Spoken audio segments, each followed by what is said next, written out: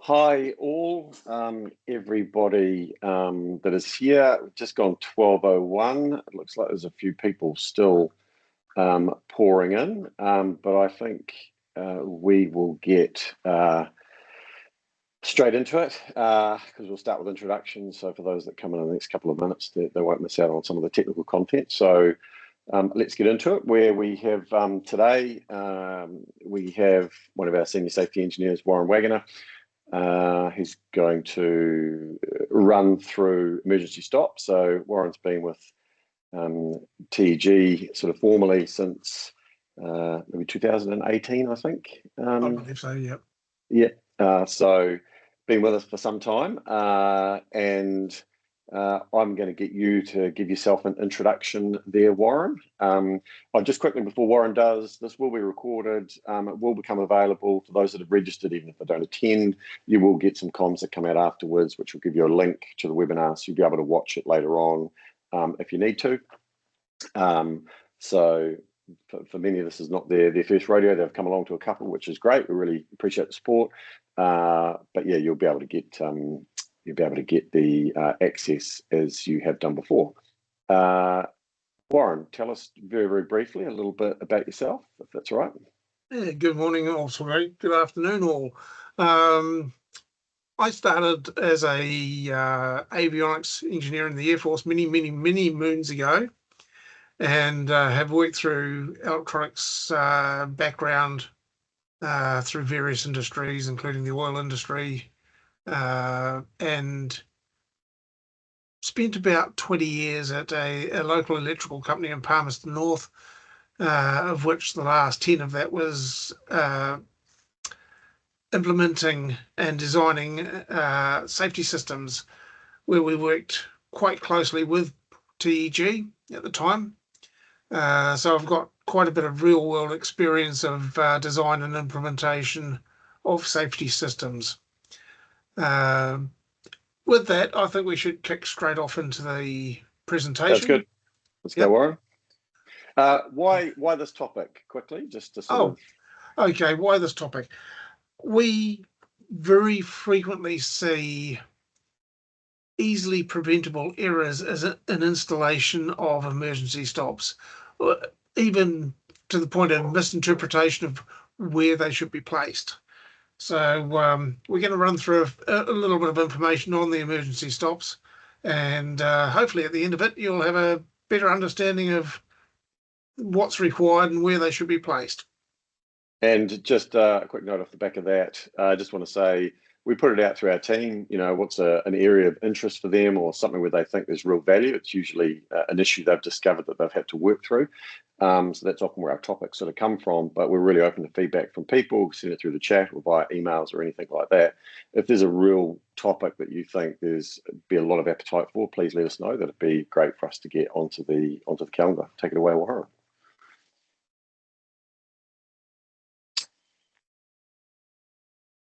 All good. Right. Today's webinar is obviously navigating emergency stop design and installation, presented to you by myself. If anybody's interested, you can scan the QR code. There will be another copy of that later on in the at the end of the presentation. It's got all my details on it. Feel free to give me a call, discuss any issues you might have. Right, design philosophy. E-stops need to be visible and accessible. So the standard AS/NZS 4024-1604 states that the actuators are to be red with a yellow background. It is reserved for emergency stops only. Pull cords are to be red. And believe it or not, actuators should not have any text or wording applied. Instead, that symbol should be applied to your emergency stop. However, I'm going to make a call here and say that in New Zealand, which is a predominantly English-speaking country, the words emergency stop surrounding the actuator are not prohibited. They should not be used in place of other safeguards. So emergency stop is a complementary device, and it should be used in conjunction with other safety protective measures like physical guards. You cannot omit a physical guard and put an emergency stop in its place. They should also not impair the effectiveness of the other safety functions. So be aware of that when you're designing a emergency stop system. This is a basic timeline of how an emergency stop operates. So the curve that you are seeing through here is the machine operation time. The person becomes aware of the necessity of an emergency stop, initiates it, and the machine starts to ramp down. The emergency stop function is maintained up until the time that the emergency stop is reset. Once the emergency stop is reset, the machine can then be restarted. There are some machines that do not require an emergency stop. And there are machine-specific standards, usually of the 4024-3000 series or European ISO standards of the Type C variety, that will state that emergency stops are not required. It's usually because there's another readily accessible means of de-energizing the machine. A bench grinder is a good example. Raised off button. If you've got a raised off button, it does the same function as an emergency stop. Generally, they latch or de-energize the device in question. You can also have emergency switching off devices. Again, the color is red and yellow, which designate that it's an emergency switching off device. Just on that point, so Warren's listed car hoists, pumps would be another example. I think there's a EN standard for pumps, I forget the number, and it recommends the same situation in place of an e-stop if you're not going to fit one. So sometimes European standards can be really, really valuable. And probably the key thing to note is it's a proper power disconnect, isn't it, Warren? It's not some red button on an HMI screen or something like that. There's actually physical power disconnect taking place with those devices. Correct.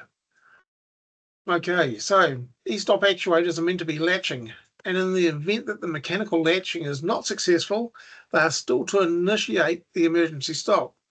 So if they do not latch, this thing still has to stop and maintain that stopped condition. Okay, so a couple of other things to note. Resetting of the actuator is not to restart the machine. We see this quite common where people have put in a system with buttons down a wall and say, oh yeah, we can hit any one of these buttons, it'll stop the machine, but as soon as you reset it, the machine restarts. It's not an emergency stop, that's a process stop. Where an indication of the reset direction is displayed on the actuator, this indication is to be the same or nearly the same color as the actuator.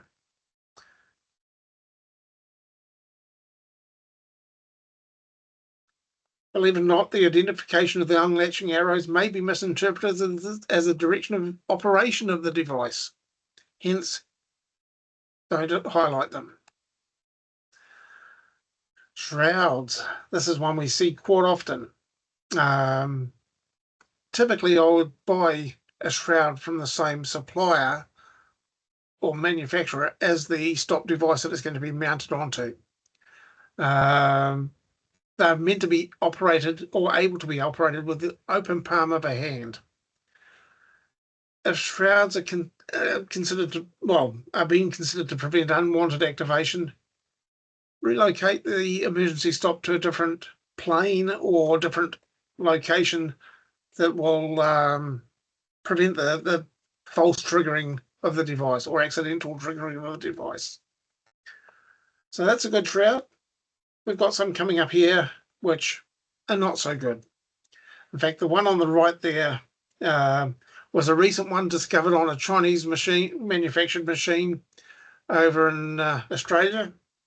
Not only can you not operate it when it's closed, you can padlock it closed so that you can't operate it. Great design. No, not. So those ones that are close fitting or have holes in them for putting a padlock through to prevent unacceptable start or unexpected startup, and not really acceptable. That one I'm going to put a question mark against because it shouldn't even exist.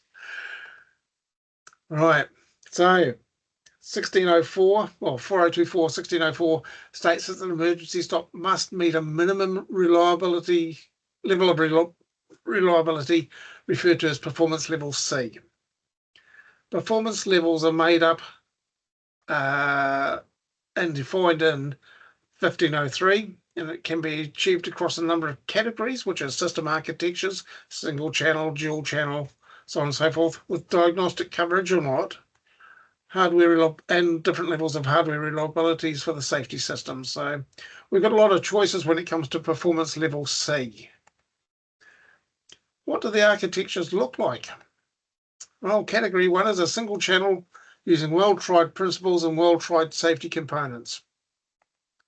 Category 2 is as per category 1, but includes a little bit of monitoring and testing of the components in the safety function. And category 3 is dual channel redundant system with monitoring and testing of components in the safety function. Any one of these can be used to build an emergency stop system. And that it's just on that, the nature of your machine is going to, and part of that overall design is going to have an impact on, what is appropriate. And, because sometimes we'll hear,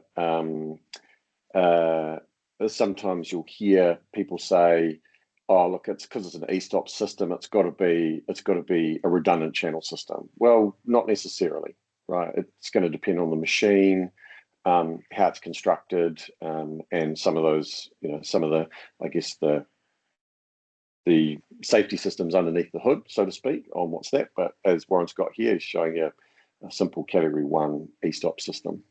Yeah.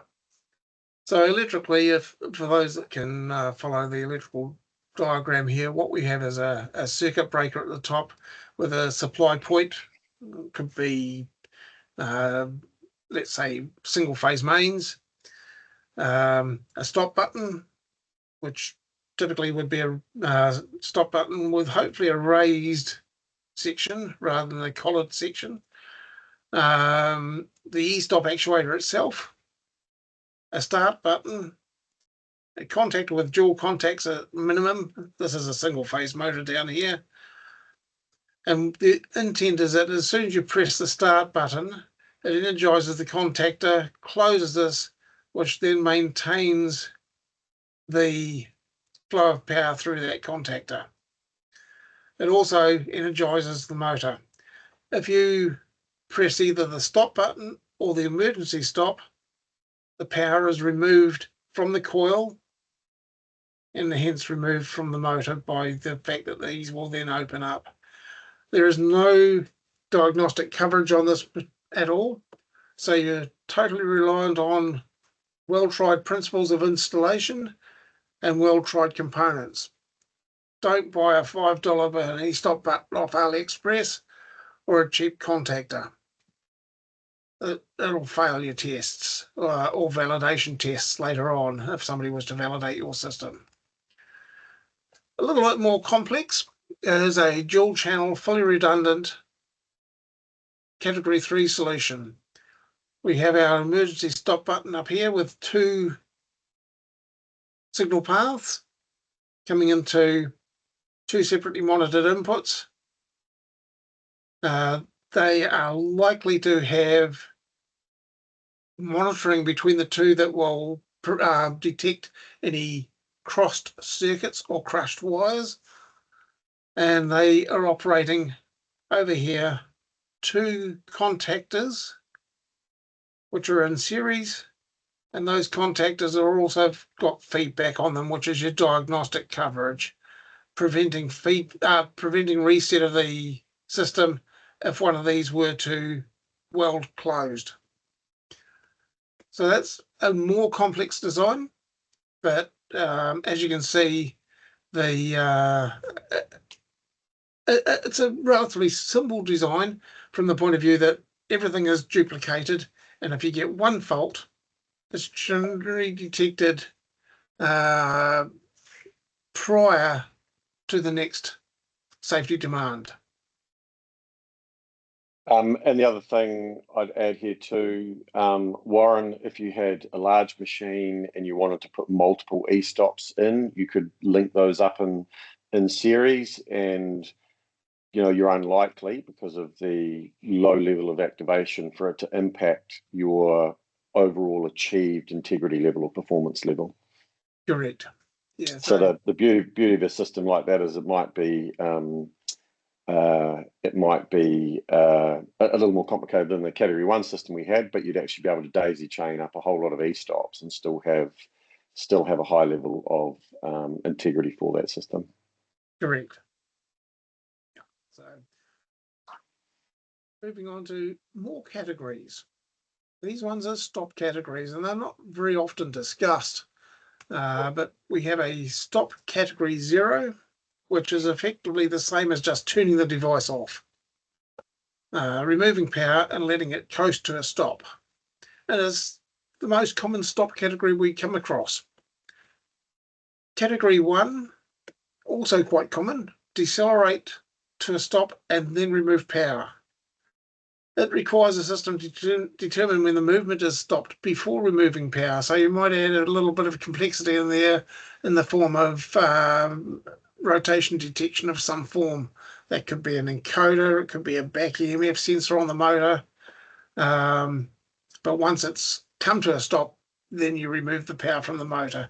That's usually required for large mass or objects, or where you want to stop something within a set time frame to prevent additional injury or what have you.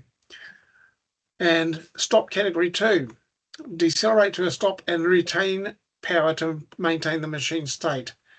Can be found on robotic systems amongst others, but it also requires complex motion detection systems in case the machine restarts inadvertently. So they become a lot more complex for a category 2 solution, because you've still got power there and the machine can still move.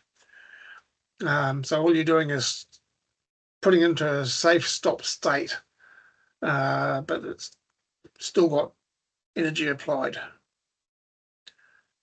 Right. Select your stop-based category on a risk assessment, please. If a category...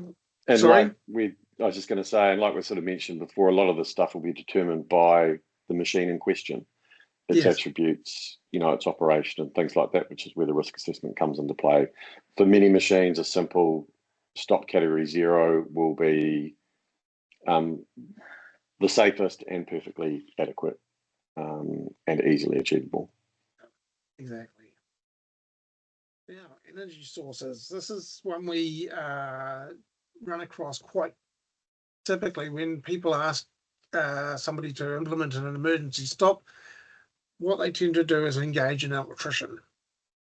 An electrician's specialty is electrical energy, and they tend to be a little bit blinkered about what they're looking at, and they forget that there might be other energy sources. So they do the electrical, but they forget about their hydraulic, possibly, or the pneumatic, or fluids. This is a big one, gravity. If you stop a machine, is there likely to be further induced movement from gravity if, for example, you remove the air supply or the hydraulic supply? Will the machine creep? Will it create another risk? So these are things that you need to consider when de-energizing any of your energy sources. And a good one would be to ask, how would you de-energize gravity? You could put in safety pins. They can be electrically operated or pneumatically operated, but you've just removed the electrical system or the pneumatic system. So you've got to really consider how those are how they're going to be actuated and whether they introduce another hazard in their own right. Again, risk assessment drives us all to make this nice and concise. All energy sources must be isolated using the de-energization principle. What does that mean? Well, if you turn it off, can it move? If you're having to energize something in order to achieve a safe state, that is not the de-energization principle. Should mean that there is no power source that could result in unexpected movement or startup of the machine after it has been de-energized. Now, I've got an example there. If you have isolated the incoming air supply, but there's a large vessel with stored pneumatic energy, how will you manage the isolation of that stored energy as part of your safety function? Do you need to have a means of bleeding off that energy in a controllable manner? Time taken to do that? Does that affect access to the machine? There's all sorts of things in there, again, driven by your risk assessment. In some cases, you may need to redesign the control system or the machine to achieve safe de-energization. I was personally involved in this particular one where we had a pneumatic operator pin for holding product from going into a machine, and it was energized in place to hold the product in place until required, and they exhausted the air off this pin to allow a stack of product to come forward, then re-energized it to halt the next stack. When we removed the air supply from the machine to make it de-energized, it de-energized that pin, and a whole heap of product arrived at the machine at once because there was nothing holding it back. So that required a change in the operation of the logic for the pin, which required a redesign in the air supply and replacement of the particular actuator in question. So sometimes you might find that you get trapped with things that weren't necessarily made aware to you at the time of how that machine operates. And you've then got to work around what you find. Hopefully nothing happens in the meantime with regards to the new hazard that's just been produced. Now, use of process PLCs against safety PLCs or safety relays or hardwired emergency stops. A process PLC does not meet the requirements of well-tried components as defined in the 1503 standard, and it does not meet Category 1 architecture. The minimum category level for an emergency stop is Category 1. They can only achieve a performance level of B. You might ask why. Output cards can fail in an unsafe state. Outputs sometimes do not fall to a voltage level that de-energizes output devices. The software on it is in most cases not well tested, and devices are subject to firmware changes which might affect the way they behave. So there's a bit of information there. We'll send you, I believe this recording's going out. You can look at you can look at that link down there, and it'll give you a little bit more information. And that's from Germany. Physical installation on lanyards. So probably just on that point, guys, there's been a bit of talk there from Warren around, I guess, what's under the hood, how is the electrical stuff designed? So, you probably, for many of us, on this call, it might be that you're used to seeing, the e-stop field device, that you see on the machine.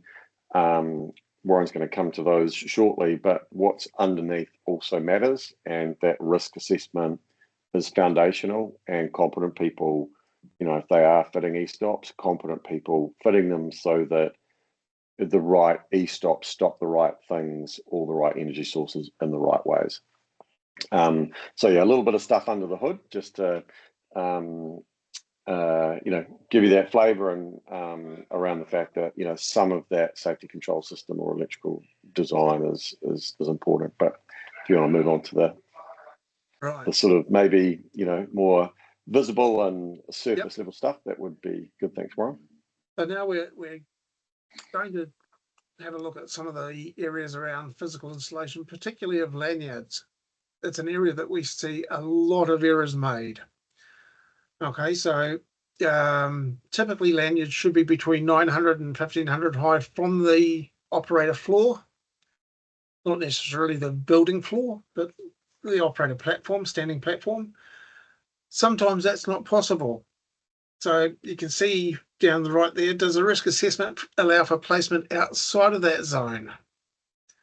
It could be that there are items that might cause nuisance tripping. Can you put that lanyard somewhere else? One of the things that we find very frequently is that one end of the lanyard is anchored permanently with no spring. Does the e-stop work? Yes, it does. But can you pull it in any direction as defined in the 1604 standard? That's 4024-1604 standard. No, you cannot. So that's where one end fixed is not allowed. They should have a special tensioning spring. Some of them are designed in such a manner that if you pull it beyond a certain limit, it will lock, the length of it will lock, and then allow you to operate it. Others just rely upon the tension of the spring. And the reason, sorry, Warren, the reason we want a spring on both sides is so it will activate in all directions. Is that right? No matter where you're pulling it from? You can pull along its length, as well as pulling it down towards you. It has to be operated in any plane. The other one that catches people out is that they don't read the installation manuals. We see the first eyelet, which is this eyelet in here, generally positioned incorrectly. That eyelet position is defined by the manufacturer and varies between models. So please read the installation manuals when you're installing one, and make yourself aware of that particular requirement. Some of them are 500 mils, some of them are 200 mils, and it is reflective upon the way that the unit is designed to operate. The distance between the actuator and that first eyelet and the last eyelet and the spring are inactive zones. They're not part of the zone of control or span of coverage in this particular lanyard length. It becomes extremely difficult to operate them at either end because of the way that they are designed. Again, read the manual. I see so many errors in this area that it makes it almost a joke that people just don't bother reading. They just say, oh, here, put up a lanyard. What can go wrong? Well, it won't operate as per the manufacturer's intent. Therefore, you might find that it doesn't meet the performance designed by the manufacturer. It may not operate correctly. Now, that's your typical pull wire. And here's an example that we saw.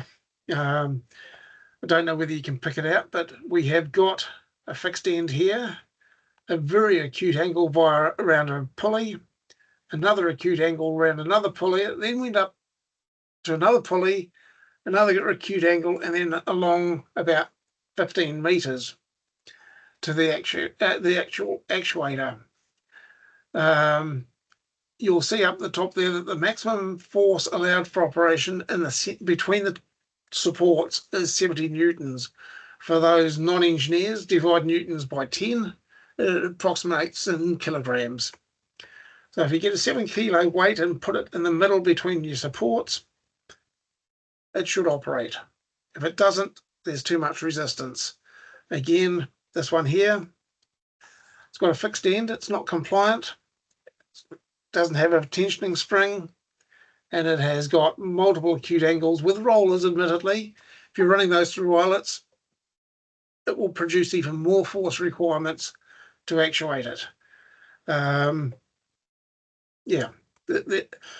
Look at the supplier of your lanyard. They generally will have an internal and an external roller available, depending upon which way you want to run your e-stop lanyard. select the appropriate device, and make sure that those forces are, and the deflection is allowable and within spec. So the maximum deflection before it operates is 30 centimeters. So if you have to pull it more than 30 centimeters in any direction, it fails the test.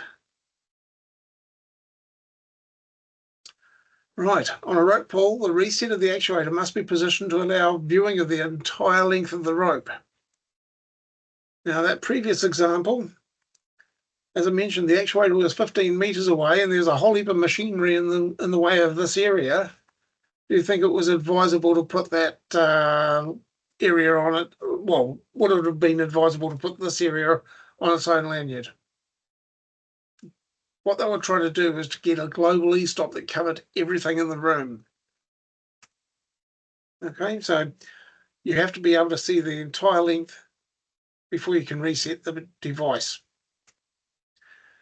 Now, here's another one of my little pet hates. Whilst mushroom-shaped actuators are not prohibited under the standard, if you place something on them, like a roll of electrical tape, it may prevent them from being operated when needed. I much prefer to see the one on the right, which is a tapered button, where you cannot hang things off them, which will prevent its operation. It's just a little design tip there, is that if you can avoid the use of mushroom buttons, do so, please. Now, here's a little AI generated image. Where would you place the emergency stop actuator in this case? Now, assuming the poor fellow here has got his arm entangled in that machine, if you have it to his right, could he reach it with his left arm if he's entangled? So placement is quite critical for the risk.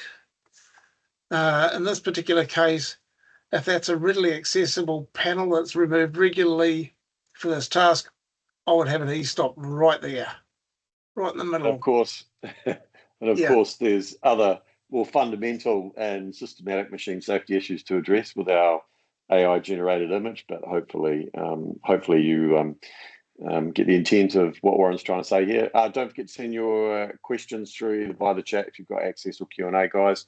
We will come back to those at the end and try and address those. So by all means, send those through if you've got them. Sorry, Warren, back to it. Spanner control. Okay, if you've got a production line, for example, you need to consider your span of control of your emergency stop. Are you stopping just the one machine, or are you stopping the entire line? Will it cause new hazards by stopping the entire line or one machine in the production line? And an indication of the span of control for the emergency stop device is required, whereas more than one span is adjacent. So you can see here some examples directly out of the standard of the sort of indication that is required. You can see on the left that covers the entire machine, and on the right covers parts of a machine.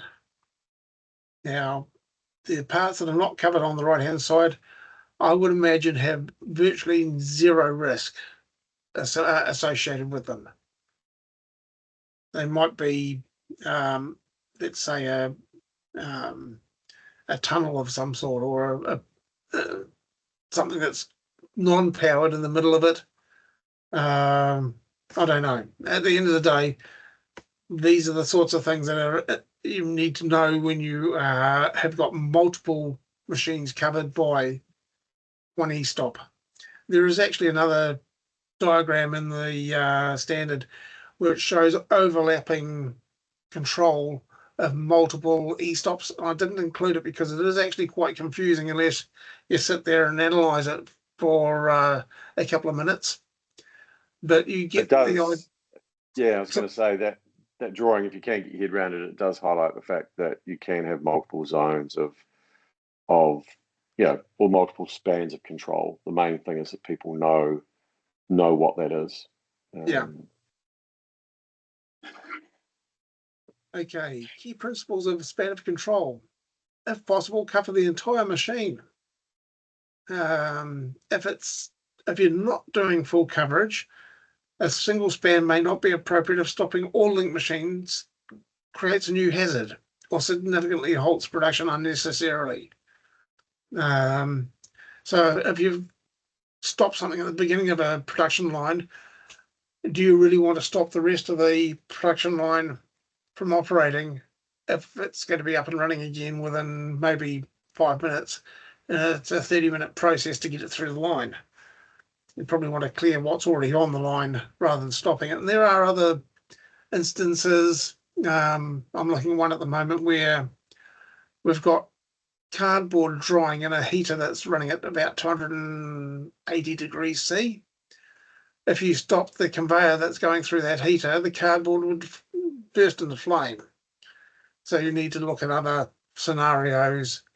In their case, they continue that particular conveyor running and just drop the product into the floor, going into it until all the product is run out the other end. Not ideal, but the bigger hazard in this case would be the fire that would burn down the entire building. So a single e-stop can cover a specific section or group of machines, and a master e-stop can be installed to stop the entire system. That's well documented in the overlapping diagram that we mentioned earlier. It's just a bit hard to follow. So a master e-stop controls the entire machine. You can stop in-feed, out-feed, process in the middle separately. It's a hazard-based design. Specific span is determined by, you guessed it, a risk assessment. It considers the physical layout, visibility of hazards, and potential exposure to danger. Placement of e-stops and controls.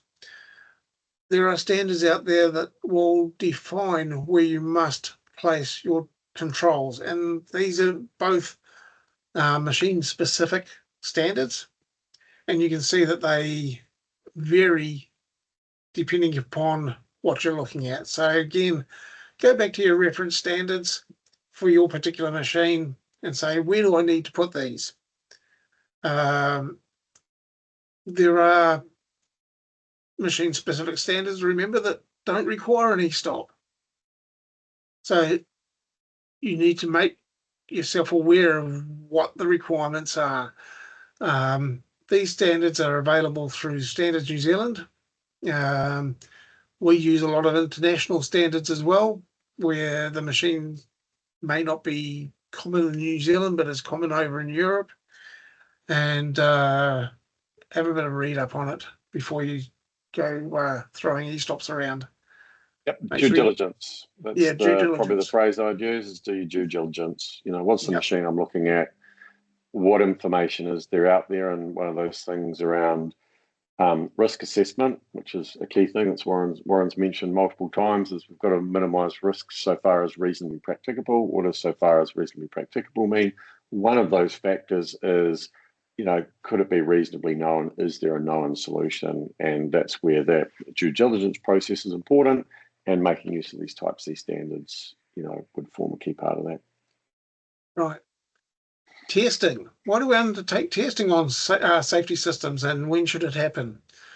An emergency stop is a bit of a special case because it's not often activated, right? So if you've got a guard that you have to go through every 30 minutes, it's almost a self-test. But an emergency stop should only ever be used in an emergency. It shouldn't be used for regular stopping of the machine. So you should ensure that it operates, preferably before you actually start your shift. So a pre-start test is always a good place to start and confirm that it does actually work. Now, Category 1 architectures with no diagnostic coverage typically more prone to an undiagnosed failure than a complex design like Category 3 with test pulses on the inputs. Category 1 system, I would say, would probably require a little bit more frequent testing than a Category 3 system. But again, if you start with a pre-start test before you start your work for the day, it's always a good place. Once the emergency stop has been activated, it shall be maintained, and pressing any start function shall have no effect. The machine must stay in the stop state whilst that emergency stop is active. If resetting the emergency stop results in a start command to the machine, count this as a failed test as well. It's no longer an emergency stop, it's a process stop. Test all the stop devices. A wiring error or other problems may be apparent until the emergency stop device is tested. Test them individually. Don't just go around and keep on hitting them, particularly if they're wired in series. You're not testing anything if they're wired in series. You're testing the first one you hit only. Push all buttons, pull all cords, activate all emergency stop devices. If any fail to create an emergency stop condition, or if the machine can be restarted while that particular actuator or rope is active, again, it's a failed test. And probably just on that point, just maybe a little bit under the hood for some of our attendees who aren't sort of control systems people, but for systems that are linked up in series, like you might have a daisy chain of e-stops, if you hit all the buttons without hit one button, try and reset it and restart it, you're not exercising it through its full function, so you don't test it. So it's important that you sort of do each one fully individually before you move to the next test. Just to sort of prevent that sort of fault masking or hiding of the ability for the control system, if it's built in, to look for faults. Yeah. Right. So in summary, utilise a good risk assessment to ensure that emergency stops are placed correctly and have the right span of control. Inspect and test them to ensure they maintain integrity and functionality, and refer to the appropriate reference standards for specific machine details regarding requirements and placements of emergency stops. Just on that second point there too, Warren mentioned a bit about the testing on the earlier slides. There may just be simple system inspection that you want to do. If you've got field device, e-stops out there in the field, and you have a really, really wet or very, very dirty environment, those are potential systemic failure points if your devices get damaged and they allow the ingress of water, or seals get broken and things like that. So, part of your somehow within your maintenance systems or your actual testing of the functionality is you want to be considering those aspects as well, like are the buttons in good condition, their integrity is intact. So those are sort of things that want to be allowed for as well. Okay. Right. Awesome. So a couple of questions. Let's go to so the first one that came in, I have answered it, or I think I've answered it on the chat, but it's come from Wesley. Is there a specific reason why you can't use a lockout to prevent the e-stop button being pulled back? Obviously, the isolator is the correct place to do it. I would say a shroud should be avoided so far as reasonably practicable in any case. If for whatever reason your risk assessment determined you were going to fit a compliant OEM shroud to one of their, partnered e-stop buttons, I'd say almost certainly it will not have the provision for fitting a padlock through it. I'd be staggered if it did. But you're correct, you should do it through the isolator, but maybe, and depending on the design of the safety circuit in the machine, I'll get you to weigh in on this, Warren, it's possible that your e-stop circuit may not be quite as reliable as a proper physical disconnect with an isolator, things like maybe short circuits or other bits and pieces of potential failure modes that could occur. If there was a padlock through a shroud and the machine was not de-energized and somehow started up and resulted in an accident, WorkSafe would ask you, why did you not isolate it, rather than just apply a padlock to a safety solution. Mm-hmm.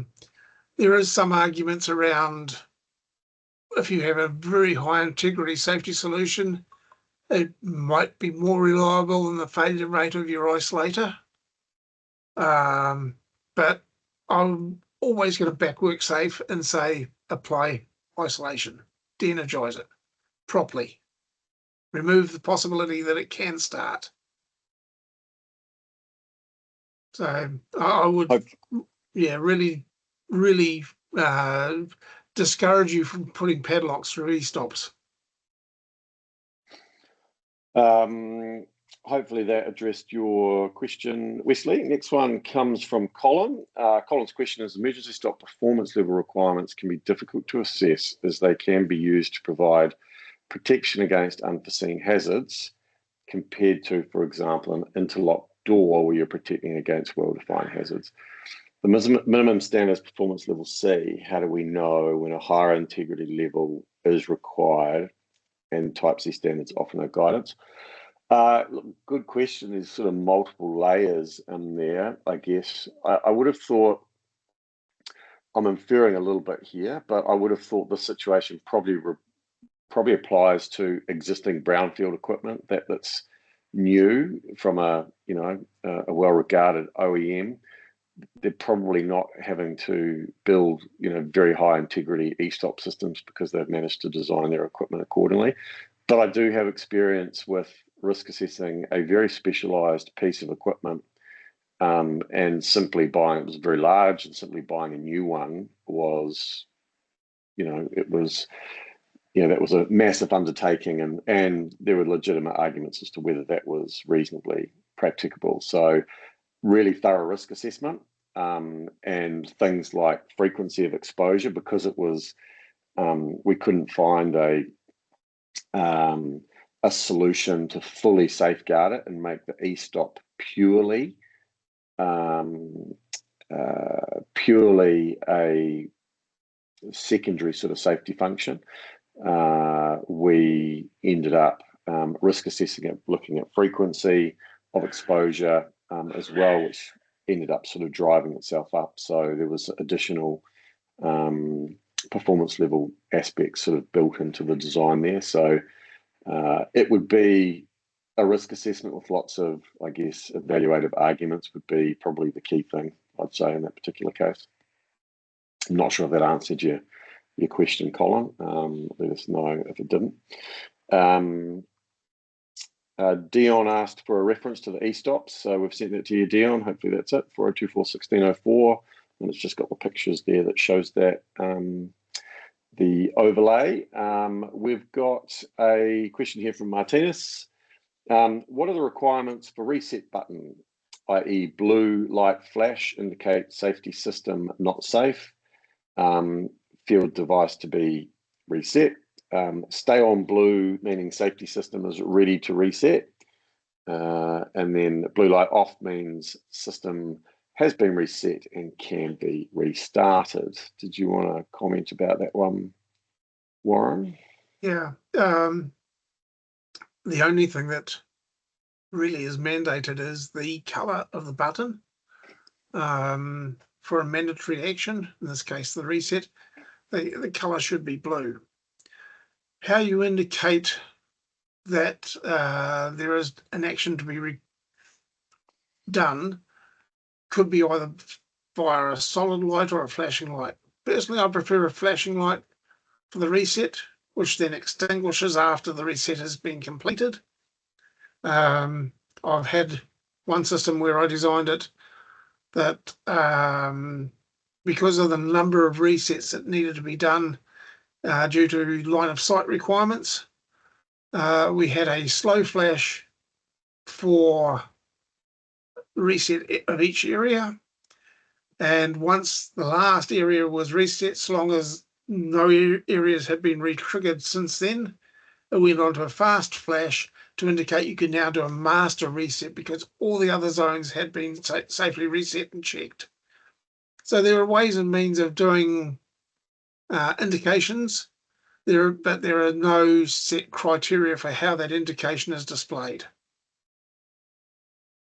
Hopefully that answers your question, Martinez. Got another question here. We've got, is there a specific time frame mentioned on the standard for the testing of emergency stop, depending on the category and performance level? Nothing explicit that I can recall. Is there anything you can recall, Warren? One of our colleagues, Charles Webb, he's been looking into this as well. It will be certainly it's not daily, and there's nothing that says that you have to do it. Every time you start a piece of equipment, you may decide to do that because it's easy and reasonably practicable. So I don't believe there's anything in there hard and fast around frequencies for that. Yeah, we are doing a piece of work on that at present and sort of looking into e-stop specifically. So we've got your contact details of via your registration. If we discover that, we will let you know. There are some machine manufacturers that are building in pre-start checks before they'll even enable the machine to start up via their control systems. So they're forcing you to do your checks. Yeah, and who knows the machine best other than the OEM? So any of that technology. Okay, I don't think I've got any more questions. Just having a look. Last call for questions. Just want to say, I think we had 55 people on this call, Warren, which I think is actually a record. So of all of the webinars. So you've snuck it in by a few extra attendees. So well done. And some positive feedback there from people. By all means, if you've got any questions that come out of the woodwork, fire them through to us. We're happy to sort of try and address them as best we can. And I just want to say thanks to Warren for imparting his very extensive experience and industry observations here for us today. And there is a question from Catherine. Will the presentation be shared? Yes, everyone who's registered, even if they didn't attend, will get some follow-up comms, including access to the recording. And all of our webinars are going to be available on a YouTube page with links that you'll be able to go to as well if you want to look at old ones. So hopefully over time we build a really nice resource for people to go back to if they want to, if they remember something out of one of these webinars. That'd be great to add to the capability of the community. Other than that, thank you, Warren, and to everyone else that was here. Enjoy the rest of your days. There will be another webinar in another couple of months. Keep an eye out. There'll be some comms there on that. And look forward to seeing you then. Thanks, team. Rightio.